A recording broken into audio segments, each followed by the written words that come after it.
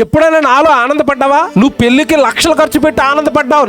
నా కూతురు పెళ్లి ఘనంగా చేశాను, లక్షలు ఖర్చు పెట్టాను, చికెన్ వేసాను, మటన్ వేసాను, ఓ పెద్ద AC hall function hall book చేశాను, అబ్బా నా కూతురు పెళ్లి ఘనంగా చేశానని పెళ్లి చేసి ఆనందపడ్డావు.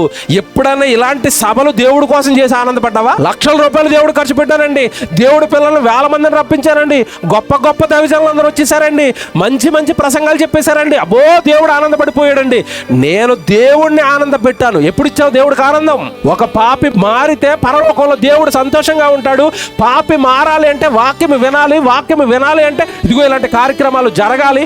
ఎప్పుడు నువ్వు కార్యక్రమం పెట్టావు? ఎప్పుడు సభ పెట్టావు? ఎప్పుడు దేవుడిని ఆనంద పెట్టావు? ఎప్పుడు దేవుడి సంతోష పెట్టావు? ఎప్పుడు బాధలు చెప్పుకోవడానికి దేవుడి దగ్గరకు వచ్చావు తప్ప, సంతోషంగా ఉన్నప్పుడు సంతోషాలన్నీ మనుషులకి ఇస్తారండి, మళ్ళీ ఆనందాలన్నీ మనుషులకి ఇస్తారు. సభలు పెట్టండి, దేవుడి కోసం బ్రతకండి అంటే లేవు బ్రదర్, డబ్బులు లేవు బ్రదర్, మా కుటుంబం చాలా లేములో ఉంది. పెళ్లిళ్ళు మాత్రం లక్షలు, బర్త్డేలకి వేలు.